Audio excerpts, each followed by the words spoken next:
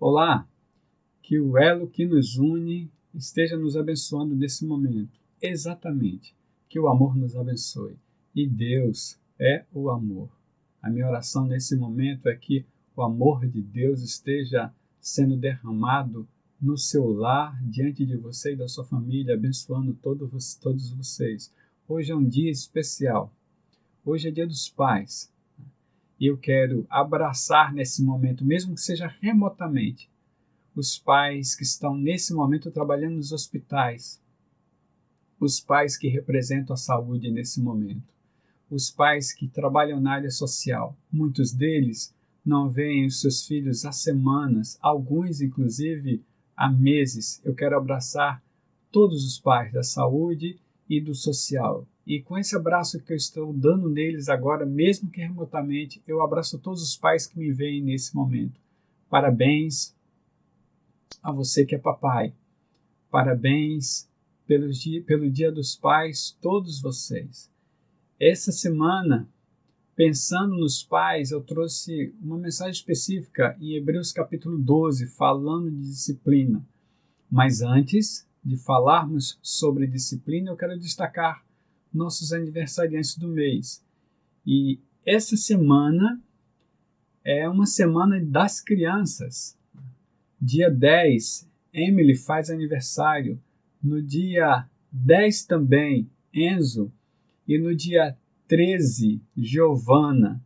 A minha oração, crianças, é que Deus mantenha o coração de vocês na simplicidade do amor dele, na sinceridade do amor dele. A minha oração é que a mente de vocês continue pensando com a mente de Cristo e que seja o amor dele derramado sobre vocês, para vocês e para aqueles que estão com vocês. A minha oração é que vocês entendam exatamente o que Jesus diz quando diz que é dos pequeninos o reino dos céus. Parabéns, Emily, Enzo, Giovana, que Deus abençoe vocês. Essa semana também é aniversário, no dia 14, aniversaria Heloísa. Parabéns, meu amor.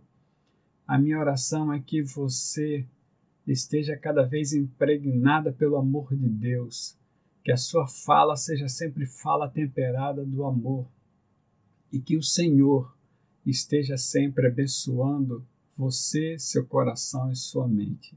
A minha oração é que o Senhor te abençoe e te guarde. Parabéns, Elô. Que o Senhor te abençoe. Enfim, irmãos, vamos lá. Hebreus, capítulo 12. Nós estamos falando há algumas semanas já sobre esperança, sobre amor. Né? Dissemos claramente nessas semanas que o amor é o parâmetro da salvação. Né? E quero falar hoje especificamente sobre os versos 1 a 4 de Hebreus 12. Hebreus 12, 1 a 4. Eu vou falar uma parte, vou falar até verso 2 pela manhã e os versos 3 e 4 à tarde, aliás, à noite, né? Porque nosso culto começa às 5 da tarde, né? E aí, quando eu estiver no púlpito, já é início de noite. Então, capítulo 12, verso 1 pela manhã, versos 2 e 3, tarde e noite. O texto bíblico diz assim: portanto também nós, uma vez que estamos rodeados por tão grande nuvem de testemunhas, livremo-nos de tudo o que nos atrapalha e do pecado que nos envolve e corramos com perseverança a corrida que nos é proposta, tendo os olhos fitos em Jesus, autor e consumador da nossa fé. Ele, pela alegria que lhe fora proposta, suportou a cruz, desprezando a vergonha, e assentou-se à direita do trono de Deus. Pensem bem naquele que suportou tal oposição dos pecadores contra si mesmo, para que vocês não se cansem nem desanimem. Esse é um texto interessante, porque veja, nesse sentido, quando a gente fala do amor como um parâmetro da salvação, a gente está sempre destacando isso, falando de amor, salvação, de perseverança, né? A gente também traz esse texto para perto. Quando a gente fala de esperança, a gente também está falando desse texto. Agora, eu tenho uma informação para trazer para os irmãos, talvez a grande maioria não saiba. Na realidade, esse texto faz parte do capítulo 11 de Hebreus. Né? A gente sempre destaca a galeria dos que a gente chama heróis da fé para justificar Hebreus capítulo 11, no verso 1. Né? Mas a realidade, Hebreus 11, 1 é a introdução para que chegue até aqui, capítulo 12. Perceba, o escritor de Hebreus, ele fala que diante de nós tem uma grande testemunha, ou nos rodeando existe uma grande nuvem de testemunhas. Tá? Nesse sentido, ele está falando de quem quando fala de uma grande nuvem de testemunhas? Ele está trazendo os que a gente chama de heróis da fé, que são citados no capítulo 11, tá? Mas a realidade, perceba que o capítulo 11 ele cresce. O escritor de Hebreus fala sobre o conceito de fé, nós traçamos ele na teologia, tá? E aí ele traz os exemplos de pessoas que andaram segundo essa fé, mas no verso 39 ele destaca que todos estes receberam bom testemunho por meio da fé. No entanto, nenhum deles recebeu o que havia sido prometido. Verso 40 do capítulo 11. Deus havia planejado algo melhor para nós, para que conosco fossem eles aperfeiçoados.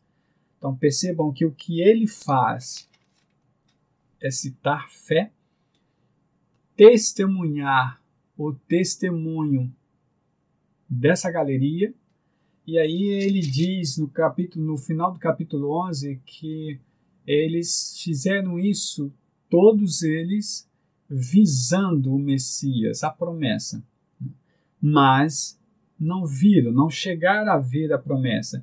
E aí perceba no verso 40, que ele diz, ele sempre está na terceira pessoa do plural, né? Ele se inclui no nós, né? Então, algo interessante também é que todas as vezes que nós lemos esse texto, nós estamos no nós, né? Ou seja, ele sempre será presente. Nós fazemos parte também dessa galeria. E aí, ele começa o capítulo 12. Né? Então, veja, portanto, também nós, ele se coloca junto a nós. Uma vez que estamos rodeados por tão grande nuvem de testemunhas. Que testemunhas são essas? Os que estão no capítulo 11 relatados. Tá? A palavra testemunha aqui é uma palavra que denota mártires, quero dizer, mas não no sentido de morte, no sentido de testemunhar mesmo, no sentido de quem viu e pode falar de. Então, são pessoas que viram e testemunham a sua fé, né? Se necessário for, até morrerem por causa dessa fé. Então, essas testemunhas que o escritor de Hebreus se refere no capítulo 12 são o que nós chamamos de heróis da fé no capítulo 11. Né? A imagem é a figura de uma arena onde os cristãos estão ali para participarem de uma corrida. Né? E é como essas pessoas estivessem ao redor desses participantes da corrida. Então, perceba o que o escritor fala já no verso 1. Ele diz assim, livremo-nos de tudo que nos atrapalha. Agora é interessante que ele fala e do pecado. Então ele diz para nós que tem algumas coisas que não são pecados, mas nos atrapalham. E temos realmente os pecados que nos atrapalham. Então é aqui que eu quero começar. Livre-se do que lhe atrapalha. Livre-se do que lhe atrapalha. Quando o escritor de Hebreus diz, portanto, no verso 1, essa palavra é a palavra de ligação entre o capítulo 1 e capítulo 12. Ele mais ou menos diz assim, por isso mesmo, nós também, uma vez que estamos rodeados por tão grande nuvem de testemunhas, livremo-nos de tudo o que nos atrapalha. Eu gosto muito da tradução da Revista Atualizada. A gente está lendo a NVI. Mas a Revista Atualizada ela traz uma conotação que nos faz entender melhor o texto. Assim está. Portanto, também nós, visto que temos a rodear-nos tão grande nuvem de testemunhas, desembaraçando-nos de todo o peso e do pecado que tenazmente nos assedia, corramos com perseverança a carreira que está proposta. Esse é o texto do verso 1 todo. Agora perceba que na tradução da Revista Atualizada aparece a palavra peso, exatamente como no original grego. Né? Desembaracemo-nos de todo o peso. Peso é uma palavra interessante aqui, porque ela denota volume, massa, e aí a gente se refere exatamente como peso, como carga, como estorvo. E a figura, como eu disse, é do atleta na arena se preparando para a corrida. O único objetivo do corredor deve ser o de vencer a corrida. E não se consegue esse objetivo sem estar presente a autonegação. A autonegação é muito importante na hora do corredor, né, estar diante do treinamento. Acorda-se muito cedo, se propõe a fazer o que está previsto, às vezes se propõe a se colocar acima do que pode ser atingido. Treino e muito treino, muito treino, muito treino, muito treino. Nesse sentido, depende muito de quem está correndo, né? Se desligar, né? Autonegar-se, né? e deixar o estorvo, a carga, o peso de lado. O objetivo é exatamente esse: ponha de lado, né? Livre-se. O apóstolo Paulo, em 1 Coríntios capítulo 9, nos versos 24 e 25, diz exatamente assim: vocês não sabem que dentre todos os que correm no estádio, apenas um ganha o prêmio? Corram de tal modo que alcancem o prêmio. Todos os que competem nos jogos se submetem a um treinamento rigoroso para obter uma coroa que logo perece. Mas nós o fazemos para ganhar uma coroa que dura para sempre. Essa é a imagem, irmãos. A imagem de alguém que está se colocando diante de um treinamento rigoroso, difícil, que precisa se desligar de pesos desnecessários. Aí eu não sei qual é o seu peso desnecessário. Eu tenho conversado com pessoas que me apresentam pesos desnecessários. Por exemplo, começam uma carreira numa profissão que lhe dê estabilidade, pensando em nunca perder o emprego por causa do dinheiro que sempre vai se ter no final de mês. Se pensa no dinheiro e numa estabilidade financeira, mas se trabalha em algo que não gosta-se de fazer e carrega-se peso para o resto da vida até a aposentadoria. Se envolve com quem de repente se percebe que não vai dar certo, mas por causa de atração física, por causa de relacionamento sexual, por causa de sentimentos e emoções, se leva o relacionamento adiante. Mais à frente, percebe-se isso. Já é tarde. Algumas coisas lhe prendem num relacionamento e aí carrega-se peso para o restante da vida. Isso pode ser um emprego, um carro, uma casa, algumas decisões específicas na vida, algo que não seja pecado, mas é peso. E, por exemplo, quando eu falo de relação sexual, quando eu falo de imagem, eu não estou falando necessariamente que tenha praticado fora dos parâmetros de Deus, mas de algo que se levou adiante pensando que ia dar certo. Hebreus capítulo 10, no verso 36, o escritor diz assim: vocês precisam perseverar, de modo que quando tiverem feito a vontade de Deus, recebam o que Ele prometeu. Do que nós estamos falando o tempo todo? A gente está falando da vida eterna. Estamos falando da salvação.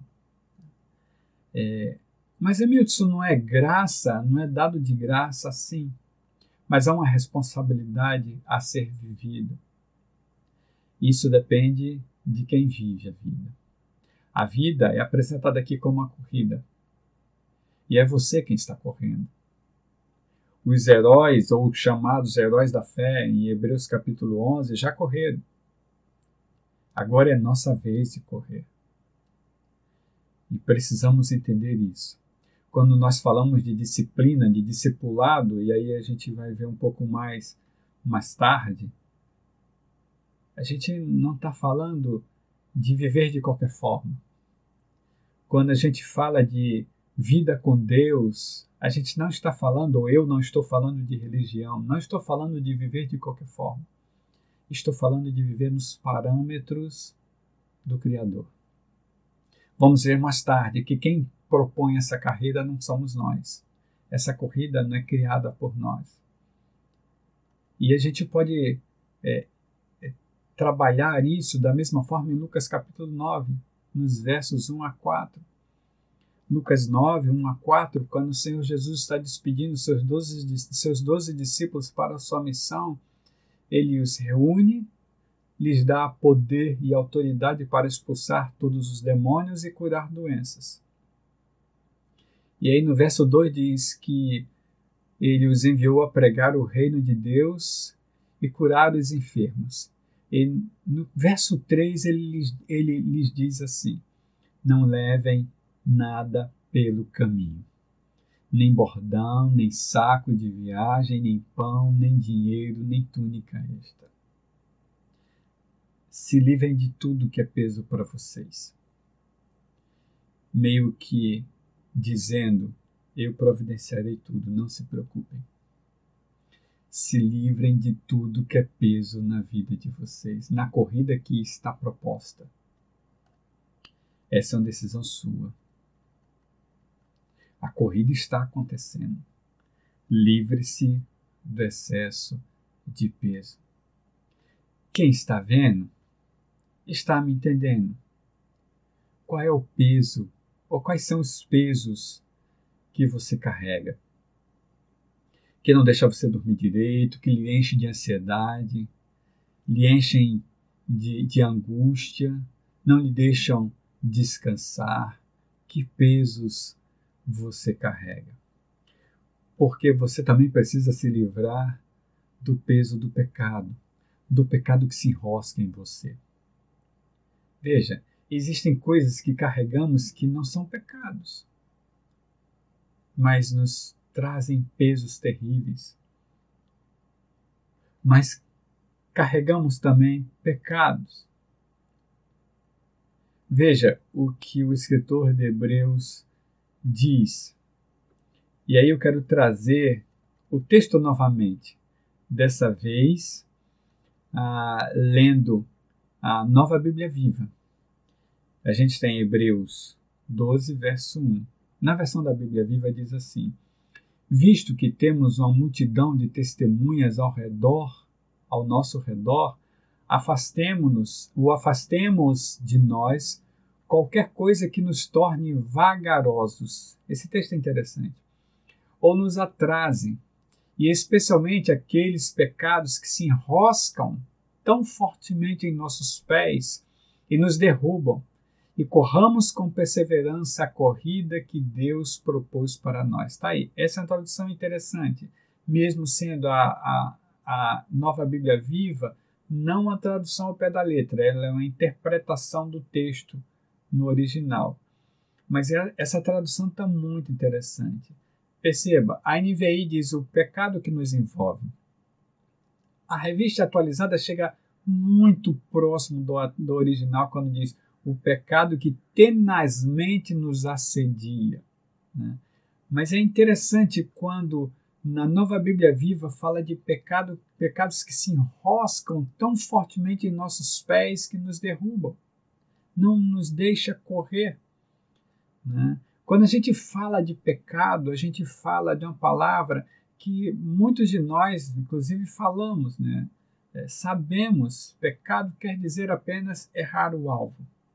Mas o que é um alvo se não uma marca? Na realidade, quando se está falando de alvo, está falando de uma marca. Né? Acertei na mosca, a parte central do alvo, ou daquele grande alvo. Né? A gente fala de uma falha no sentido ético. É daí gerar a culpa. Guthrie, comentando este texto, destaca que não deve ser suposto que qualquer pecado específico, um pecado habitual, esteja em mente nesse momento, o autor falando. É pelo contrário, o próprio pecado que é o impedimento. Então, quando o escritor de Hebreus fala aqui, ele não está falando de um pecado específico. Eu tenho um espinho na carne, esse pecado específico. Ele está falando de pecado apenas, e não foi assim desde o início. Gênesis capítulo 3, versos 4 a 7. Gênesis 3, 4 a 7. Disse a serpente à mulher: certamente não morrerão.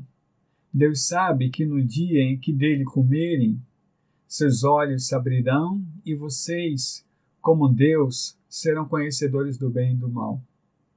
Quando a mulher viu que a árvore parecia agradável ao paladar, era atraente aos olhos e, além disso, desejável ao paladar, aliás, desejável para dela se obter discernimento, tomou do seu fruto, comeu e o deu ao seu marido, que comeu também. Os olhos dos dois se abriram e perceberam que estavam nus. Então juntaram folhas de figueira para cobrir-se. Foi assim desde o início. O pecado que nos rodeia, o pecado que se embaraça aos nossos pés, se entrelaça aos nossos pés, nos fazendo derrubar. É assim que o apóstolo Pedro vê na sua primeira carta, capítulo 5, no verso 8. Ele diz assim: sejam sóbrios e vigiem. O diabo, o inimigo de vocês, anda ao redor como um leão rugindo e procurando a quem possa devorar. É o pecado que está ao redor. Então nós temos coisas que atrapalham, volumes, cargas que nos atrapalham, mas nós temos especificamente pecados. Mas quando eu falo especificamente, não falo de pecados específicos, eu falo do pecado. Nesse sentido, Romanos capítulo 7, nos versos 10 a 15, quando o apóstolo Paulo fala sobre si, e esse texto é muito interessante porque aqui a gente tem o testemunho do próprio apóstolo Paulo. Ele fala sobre si para depois falar aos romanos. Ele diz: descobri que o próprio mandamento destinado a produzir vida, na verdade produziu morte. Pois o pecado, aproveitando a oportunidade dada pelo mandamento, enganou-me e por meio do mandamento me matou. De fato, a lei é santa, diz o apóstolo Paulo, e o mandamento é santo, justo e bom. E então, o que é bom se tornou morte para mim? De maneira nenhuma. Mas para que o pecado se mostrasse como um pecado, ele produziu morte em mim por meio do que era bom, de modo que por meio do mandamento ele se mostrasse extremamente pecaminoso. Sabemos que a lei é espiritual. Eu, contudo, não o sou, diz o apóstolo Paulo, pois fui vendido como escravo ao pecado. Não entendo o que faço, pois não faço o que desejo, mas o que odeio. Nesse sentido, o apóstolo Paulo se identifica aqui com alguém que de repente entende que muitas vezes se deixa levar pelo pecado. Mas é claro, ele entra em Romanos capítulo 8 falando claramente: nenhuma condenação há para os que estão em Cristo, e aí ele vai falar dos que são espirituais. Ele vai explicar como sair dessa rede, dessa teia que o pecado põe para a humanidade. Então, na realidade, aqui temos uma grande nuvem de testemunhas. Os citados em Hebreus capítulo 11. Aqui nós temos o corredor na arena. E o corredor na arena precisa se livrar do peso e do pecado. Caminhando para o final, olhando para o texto lido, no finalzinho do capítulo, do versículo 1, o escritor de Hebreus diz assim: corramos com perseverança a carreira, a corrida que nos é proposta. Aqui, irmãos, é muito interessante, porque veja, a corrida é proposta. Aqui vai um spoiler para mais tarde. A corrida é proposta e é proposta por Deus. A corrida não é nossa. Nunca foi nem nunca será. A corrida não é sua. Não é você que traz as regras da corrida. A corrida está aí. A vida eterna é dom de Deus. Não é meu. Não é meu. Não sou eu quem faço as regras. Não sou eu que interpreto o que é bom para mim. Eu sou apenas o corredor. A corrida é a vida eterna. Eu estou na arena, diante de tão grande testemunha. E aqui eu tenho à minha frente a Bíblia. O texto diz assim: nesse sentido, essa corrida que é proposta por Deus. E o apóstolo Paulo fala a mesma coisa que o escritor de Hebreus aqui. Com outras palavras, o escritor de Hebreus diz: corramos com perseverança essa carreira, essa corrida que nos é proposta. Agora veja, é da responsabilidade do corredor a decisão de se livrar dos pesos, dos fardos desnecessários. É da responsabilidade do corredor a decisão de se livrar dos pecados que o rodeiam, que lhe prendem, que estão ao redor, que se embaraçam na sua perna. Isto requer ação. Isso requer ação. E isso requer que você tome decisão. Faz parte da liberdade que Deus lhe deu. Decidiu por estar nessa corrida ou não. A questão aqui é se você quer estar nessa corrida, porque se quiser estar nessa corrida, é conforme as regras de quem propôs a corrida. Se você não corre conforme essas regras, você não está na corrida. Nós vamos caminhar pelo capítulo 12 nas próximas semanas e eu vou falar sobre isso. Perceba, isso requer ação, e a ação é sua nesse momento. É minha. Eu decidi estar na corrida, então vou me livrar das coisas que me atrapalham, vou me livrar do pecado. Corrida, carreira, aqui é uma palavra no grego que quer dizer conflito. A corrida é cheia de conflitos. E até a não decisão é uma decisão. Quando eu decido não enfrentar os conflitos, eu estou decidindo por ficar na minha e não aderir às regras da corrida. A corrida é feita de conflitos, não tem por onde. E aí me faz lembrar Jesus Cristo. Em Mateus capítulo 11, nos versos 28 a 30, quando ele diz: venham a mim, venham a mim. Se você estiver cansado, sobrecarregado, venha a mim. Veja o que ele diz: eu darei descanso a você.